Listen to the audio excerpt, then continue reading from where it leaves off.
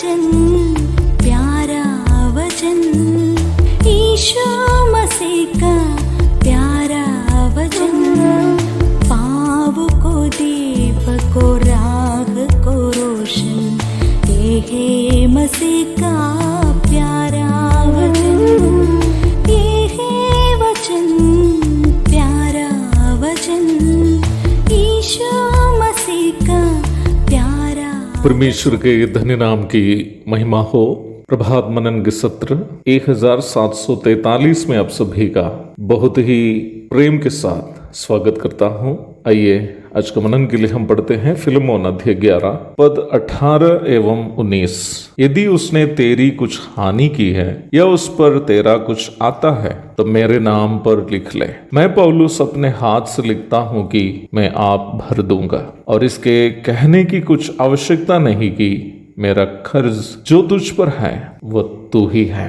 हम कल ये मनन किए थे कि बाइबल में बताया गया परमेश्वर के द्वारा दिखाया गया प्रेम ऐसा प्रेम है जिसे दूसरों के साथ बांटने के लिए कीमत चुकानी पड़ती है। परमेश्वर ने जब मनुष्य से प्रेम किया तो उनको बहुत बड़ी कीमत चुकानी पड़ी। वो कीमत उनका एकलौता पुत्र ही था। यहाँ प्रेरित पौलुस जो नमूना दिखा रहा है वह वही नमूना ही है जो परमेश्वर ने यीशु मसीह के द्वारा संसार को दिखाया है। जेल में सुसमाचार सुनाने के द्वारा जिस ओनेसिमुस को पौलुस ने विश्वास में लाया था, उसको उस फिलमोन के साथ जिसे धोखा देकर ओनेसिमुस भाग गया था, मेल मिलाप करते समय पौलुस केवल बातचीत के माध्यम से वो काम नहीं कर रहा है, बल्कि उसके लिए स्वयं खर्च करने के लिए भी वो तैयार है। इसलिए वो कहता है, मैं पौलुस अपने हाथ से लिखता हूं, यदि उसने तेरी कुछ हानि की है तो मैं आप भर दूंगा। प्रभु की सेवा, वो चाहे किसी भी प्रकार की सेवा क्यों न हो, करने वाले अवश्य समझने की एक बात है, आपकी सेवा कीमत अदा करने के बिना की जाने वाली सेवा यदि है तो वो सेवा ही नहीं है। सुसमाचार प्रचार की सेवा परमेश्वर के प्रेम दूसरों के साथ बांटने की सेवा है। ये सेवा आप बिना कीमत चुकाए नहीं कर सकते हैं। वो कीमत संसार में आपके लिए उपलब्ध सुख जीवन को नष्ट करना हो सकता है। आपकी नौकरी जो आपकी और आपके परिवार की आर्थिक सुरक्षा का एकमात्र साधन है, खोना हो सकता है। आपके रिश्तेदारों का विरोध लेना हो सकता है। आपको अपने घर से जो संपत्ति मिल सकती है उसे खोना हो सकता है।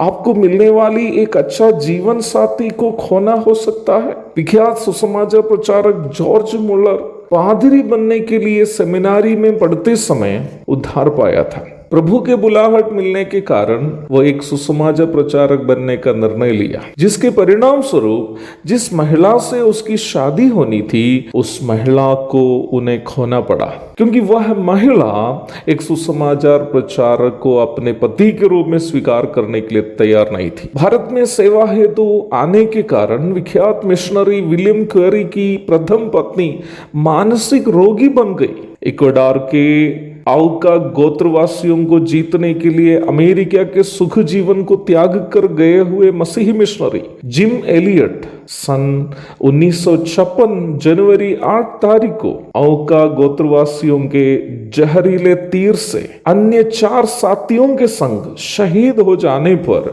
जिम एलियट मात्र 29 वर्ष का था और पारिवारिक जीवन प्रारंभ करके मात्र उनका 3 वर्ष ही हुआ था। आज ओका गोत्रवासियों में ज्यादातर लोग मसीही विश्वासी हैं, क्योंकि जिम एलियट एवं साथियों ने उनके बीच जो सेवा शुरू की थी वो कीमत अदा की गई सेवा थी। मुझे सुनने वाले प्रिय भाई बहनों, जब हम परमेश्वर का प्रेम दूसरों के साथ बांटते हैं, क्या हम उसकी कीमत भी चुकाते हैं या नहीं? अपने आप को परखने के लिए प्रभु हमारी सहायता करे। यदि हम कीमत चुकाकर सेवा करते हैं तो निश्चय ही सेवा का फल भी हम देखने पाएंगे, क्योंकि वचन कहता है जो आंसू बहाते हुए बोते हैं वे जय जयकार करते हुए लव नहीं पाएंगे। एक और शुभ दिन की धन्य कामनाओं के साथ आज का मनन मैं समाप्त करता हूँ। प्रभु आप सबको आशीष दे। आमीन।